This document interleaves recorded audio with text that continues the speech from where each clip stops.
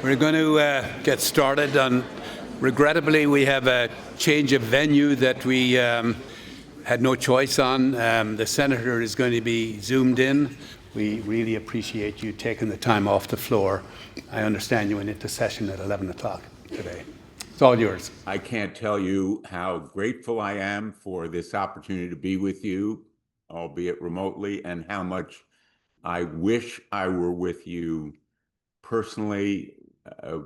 Literally, I just left the floor of the United States Senate, having voted on a measure to extend funding until November. It's the Democratic proposal.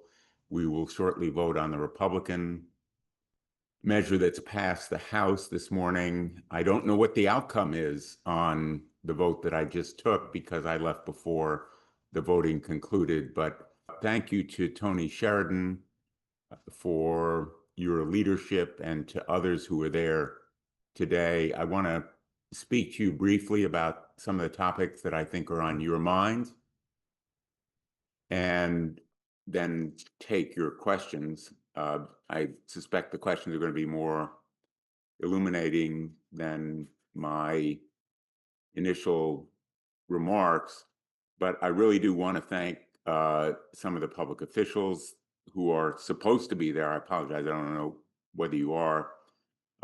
Mayor Hedrick of Groton, Mayor Passero of New London, First Select Woman Sandra Allen Gauthier of Preston, and of course, my good friend Chairman Rodney Butler of the Mashantucket Pequot tribe. And again, thanks to Tony and the Eastern Chamber. You know, the kind of work that you have been doing on the Regional Innovation Center is really inspiring and so critically important to the future of not only Southeastern Connecticut, but really all of our state. And I want to thank Norwich Public Utilities also for the work that you're doing. I've visited you many times in the wake of storms when you were online much more quickly than other utilities in the state. And of course, your prices are lower than many of the other utilities. And let me just begin right there. I am so really deeply alarmed and disturbed by the shutdown of Revolution Wind, 80% complete, essential to serving 350,000 households, thousands of jobs at stake, and of course, the economy of Southeastern Connecticut. There's really no rational reason to shut it down. It's nuts. It's crazy. And that's why I have written to the Secretary of Interior demanding the internal documents, because I view it as simply a kind of sellout to the fossil fuel industry. The president has opposed wind projects. This one has been approved by all of the relevant agencies. I'm on the Armed Services Committee. There's no military or national security or intelligence reason that has been provided to me, whether in a classified setting or in any other way that would justify this action.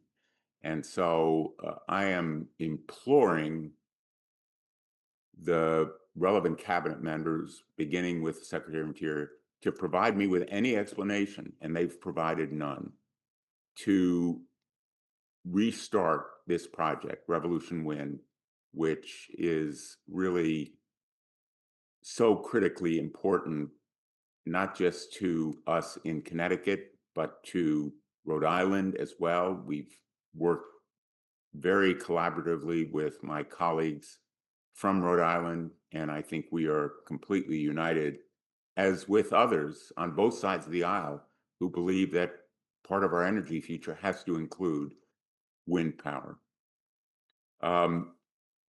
Let me talk also about an area where I think we have a lot of agreement, the National Defense Authorization Act.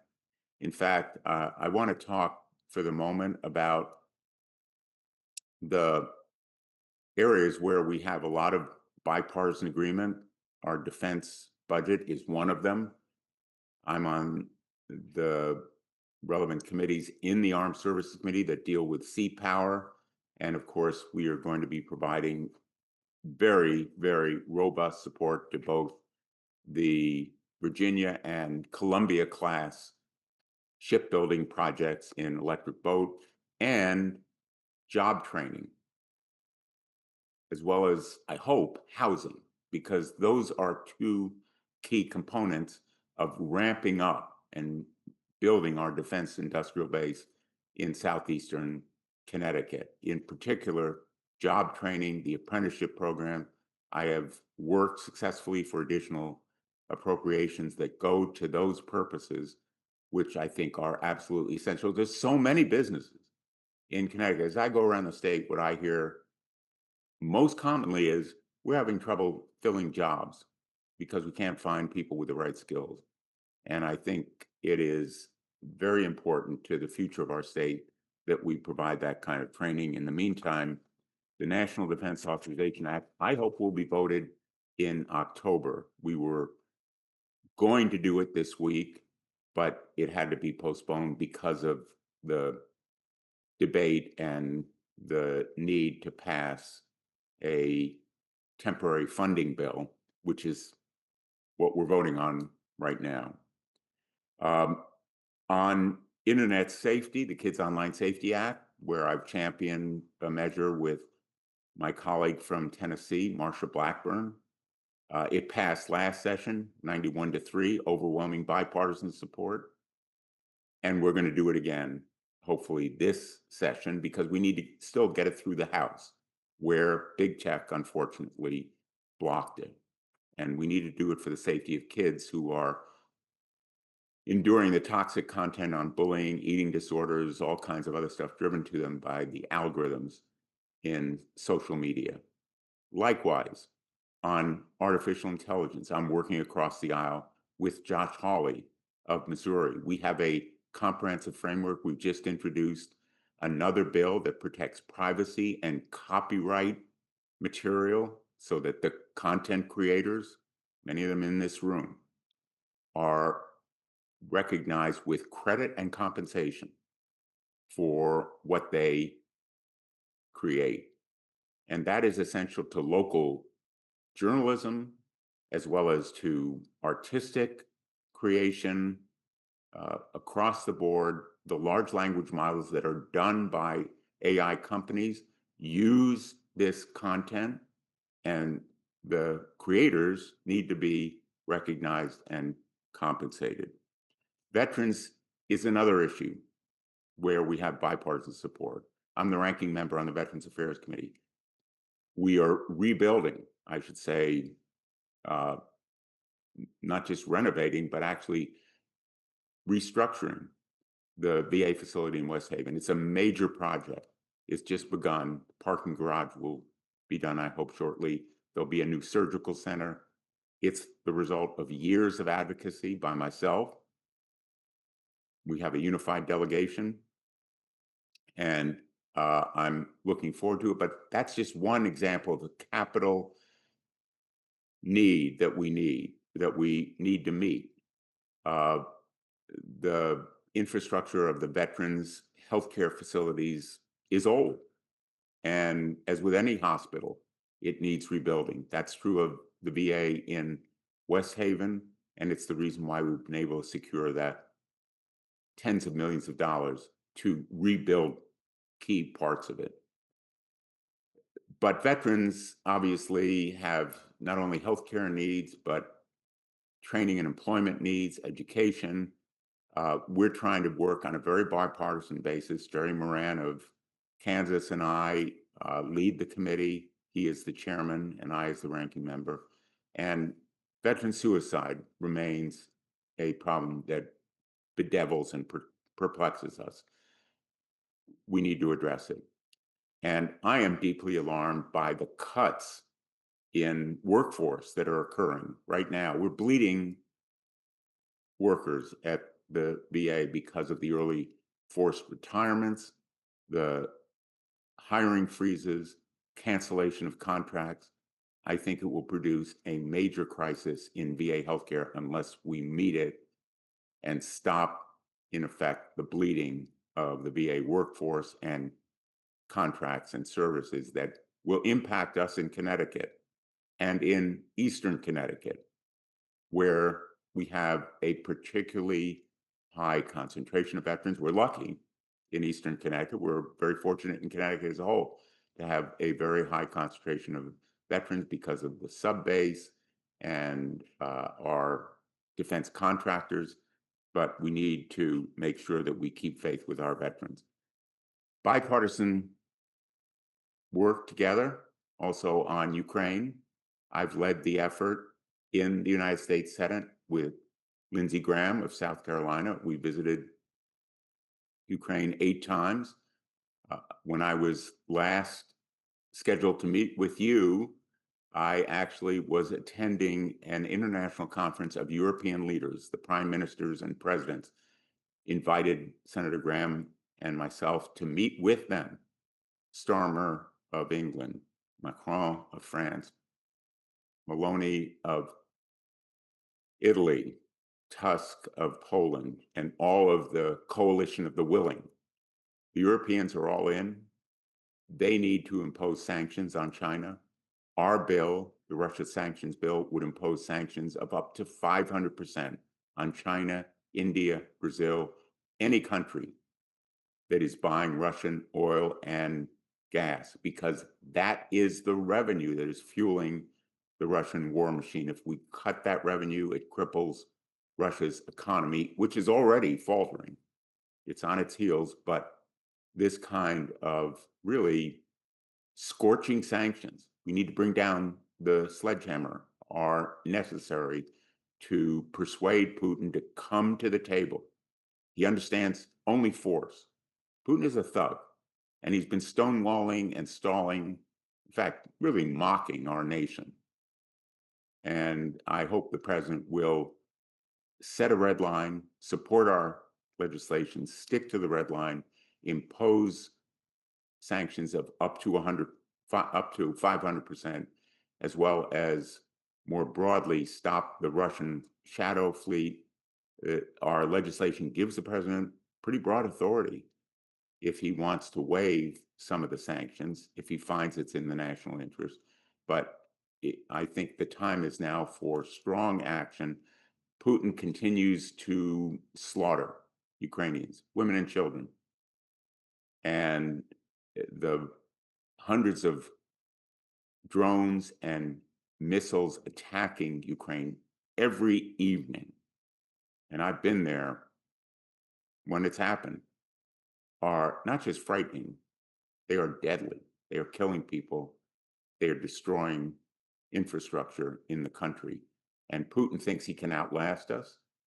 We need to show him that we're prepared to demonstrate strength.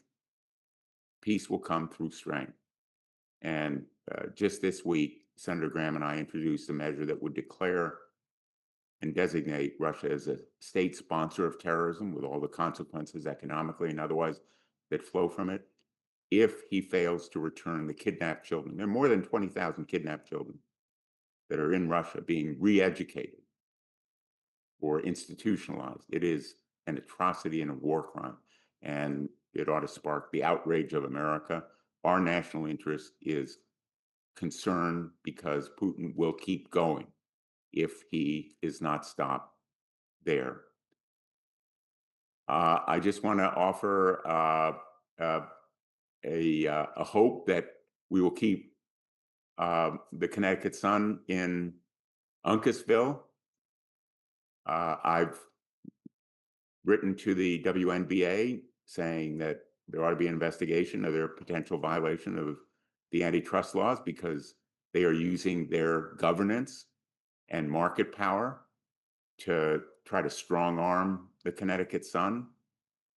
They underbid the $350 million that was offered by a group to keep the Connecticut Sun in Connecticut, but they are continuing to try to apply pressure. I think potentially illegally, because it's a restraint of trade and a possible misuse of their market power to, in effect, try to put their thumb on the scale and keep the Connecticut sun, or move the Connecticut sun somewhere else. And so I'm going to continue to pursue that effort. I think it's important, not just the economy, but we have a fan base here in Connecticut. Basketball is part of our DNA proudly, not only at the collegiate level, but at the WNBA level as well. Just to finish, by way of explanation, the vote ongoing right now is on a measure that would continue government funding until November. It's a stopgap. It is a really inadequate way to fund the government. We should be doing a budget. And hopefully by November, we will have a budget. A number of the measures required for a budget have already been submitted and are on the floor, but there are 9 to 12 separate measures, and it's complicated. So this stopgap enables the government to continue working while the budget is finalized. Now, the continuing resolution, which is the name for this stopgap funding measure, came to us from the House without any additional provisions, what has been called a clean CR, except for a security amendment, security for members of Congress, members of the executive branch, and the judiciary. Let me be really clear. I feel that we need to make sure that healthcare is addressed in this continuing resolution, because the tax credits and subsidies for health insurance will expire at the end of the year. In other words, this kind of measure to address the Affordable Care Act subsidies and tax credits for insurance are absolutely necessary to be addressed right now. Literally, insurance premiums for thousands of people in Connecticut, millions of people across the country, will rise by 75% or more if we fail to add a provision that extends the Affordable Care Act preferred tax credits, premium tax credit. These are subsidies, in effect, that make insurance affordable for millions of Americans and thousands in Connecticut. And likewise, Medicaid, which has been cut, is going to throw millions of people off healthcare insurance that they need. These kinds of needs are urgent, and we should address them right now before we leave town. That's why I voted for the measure that's undergoing a vote right now. And I'm willing to come back anytime next week after Tuesday to make sure that we do everything possible to avoid a shutdown. The Republicans have essentially refused to negotiate. And that is almost unprecedented, for there to be a refusal to talk to us about compromise. And the reason is Donald Trump has said we're doing it on our own. We're not going to talk to Democrats. I think that's an unproductive way to address this issue. I hope their stance will change. We can avoid a shutdown. It is within our power and our obligation to do so. I think there has to be a measure to address healthcare in this budget and continuing resolution. And I think Republicans understand it. They want to do it separately. These are all issues that need to be addressed. And I hope we will next week before the deadline for the measure, which is the end of September. So I'm very hopeful. All of the measures that I described earlier, bipartisan, I think indicate that there's a potential to move forward in a bipartisan way. and I hope that we'll seize this opportunity to do it. Again, my thanks to every one of you. My door is open to you. I hope that you will invite me to your companies, your facilities. As I tell the workers who are in your plants and manufacturing facilities and service organizations, many of them are working on defense-related issues. Their work is often as important as what our men and women in uniform do. And I thank you again for serving, not only building submarines and joint strike fighters and helicopters, but the work that you do to support our national security. It's so very important. Eastern Connecticut is the arsenal of partly the arsenal of our democracy. And I thank every one of you for having me today. I look forward to being with you in person again. My apologies for being stuck down here. Believe me, I'd much rather be with you. Thank you.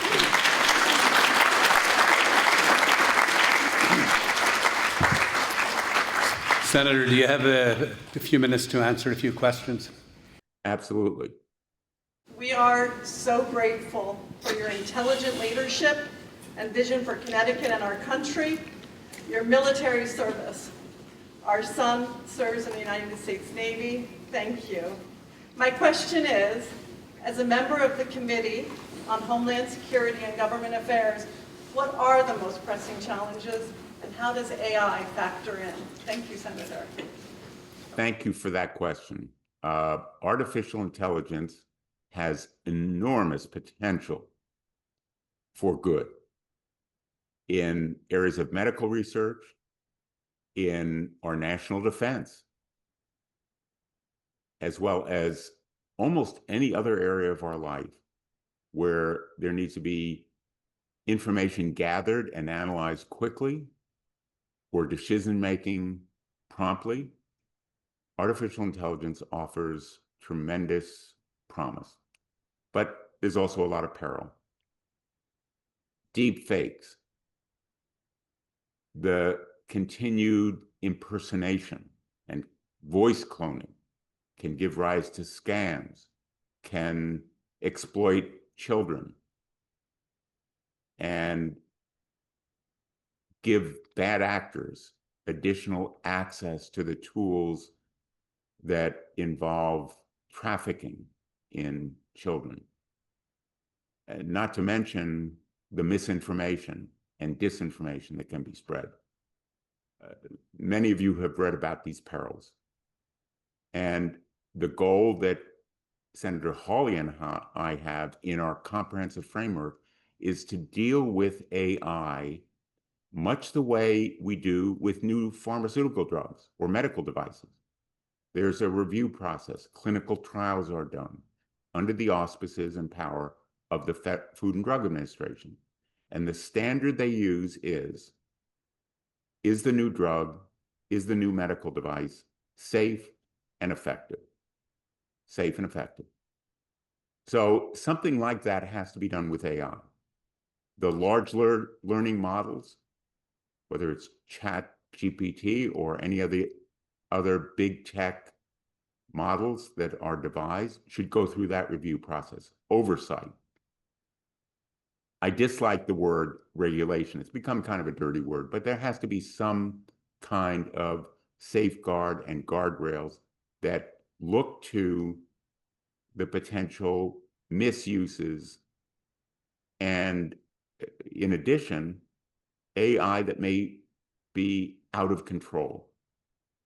You know, the nightmare is that we create artificial intelligence that operates independently of human control, either because it's smarter or just there aren't enough safeguards.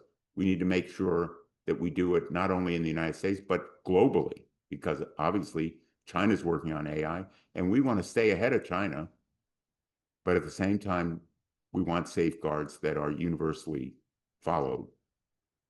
And so our framework would protect privacy because AI uses just millions and millions of pieces of data, often personal data from people.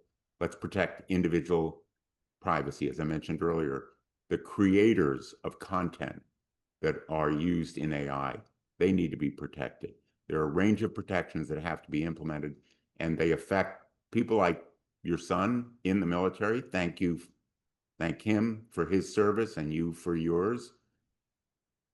The kinds of military devices that can be created and use AI need to be created in a way that provides protection for the people who use them and for our men and women in uniform, as well as the manufacturers of them.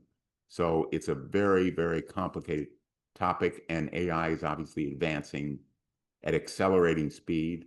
Congress needs to catch up. We made the mistake in social media of allowing the horse to get out of the barn, and we're seeing the effects on children right now. We're trying to improve social media through the Kids Online Safety Act, but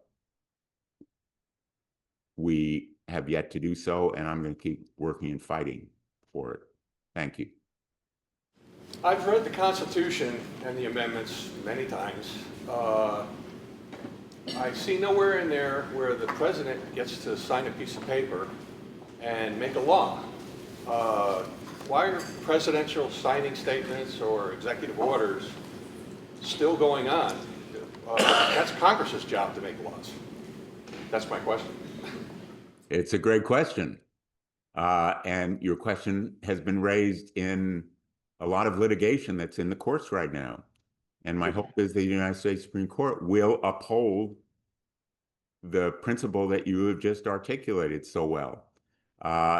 Executive orders are lawful if they are based on congressional action, a statute that is passed by Congress. They have to be authorized, as do any of the rules made by executive agencies, whether it's the FCC or the FTC or any of these agencies. So I don't want to be too partisan here, but you know what I've said publicly, which is that the president has been operating lawlessly and recklessly in firing VA employees, in other kinds of executive orders that are being challenged in the courts relating to personnel or policies, the rollback in the environmental protections that we have seen that endanger people in Connecticut, and the cleanliness of our air and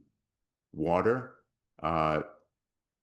You and I could go down a list, but you're absolutely right. Congress is, in effect, being rolled. And I am hopeful that my Republican colleagues will feel as deeply as I do that what you have just said is the law of the land, and that they will rise up and say no to the president and make sure that the law is followed. We are seeing a threat to our constitutional liberties as never before in this country, a threat to the preservation of our democracy. Never before in my lifetime has a president so violated the statutes that Congress has passed or taken action that's unauthorized at all by Congress. So I thank you for that question. I don't want to be too partisan here, but I think we have a common interest in the First Amendment, the encroachments on the First Amendment that the FCC has just reflected, and I'm hopeful that we will, as a nation, make sure the president understands that we believe in the Constitution. I'm sure you met with some of our colleagues yesterday, so thank you for making time. But here locally, we're getting ready to start a PLA project down there at the sub-base, Pier 31, which you and your colleagues funded years ago, a couple of years ago, but there continues to be attacks on that funding. So as you're addressing funding, it's important to continue to defend the funds that are there, that for whatever reason, people feel they can pull them back at any moment and stop the wind project, not only where jobs stop, but our investment funds suffer loss on those kinds of things. So I was curious to see if you could share what kind of thoughts, what we can do to help cover you, if you will, or to make the fight sound better or stronger, because it affects real people here. And also you mentioned the Medicare and Medicaid. My wife works at an extended care skilled facility where funding is being cut, reimbursement rates are being cut, and quite frankly, care and Connecticut jobs are on the chopping block right behind it. So I wasn't sure if you could share any comments on that, but again, thank you. Great question, and thank you for your service. We are going to fight any attempt to claw back or impound money for that project. The PLA is very essential. It's a core element of fairness to workers. And thank you to the unions of Connecticut. Thank you to the organized labor who are in attendance today. And I'm really proud of how responsible and vigorous our unions are in representing the workers of Connecticut in Southeastern Connecticut and throughout the state. And I'm always happy to meet with you and other leaders when you come to Washington. But really, what I love to do most is visit with workers where they are on the job, and sometimes where they are protesting unfair labor conditions or pay. And so the PLA is a way of safeguarding our workers. Let me just say, your question really relates to the previous one, because the president has been impounding money.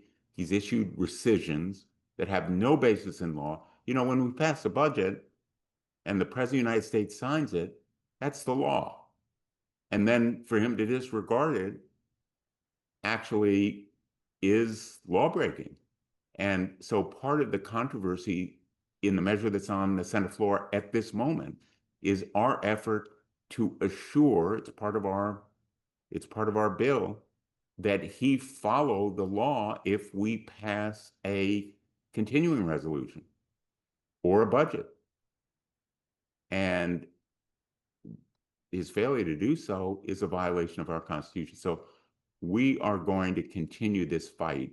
And in answer to your question, your advocacy, as you're doing now in this group, your advocacy here in Washington, you're educating our state about why it's important, why the rule of law matters, why budgets need to be followed, why impoundments harm people, why shutting down Revolution Wind puts thousands of union members out of work, as you know. They're good jobs. They're essential to affordability of electricity. You know, shutting down Revolution Wind will raise electricity prices in Connecticut or prevent lower prices. It is a question of affordability, and it's also a question of jobs. So I welcome your offer of help, and I hope we can sit down when I'm back in Connecticut, which I hope will be soon, and have an opportunity to continue this conversation. Again, I really apologize, Tony, that I can't be with you in person. I hope you'll give me a rain check on lunch for another occasion.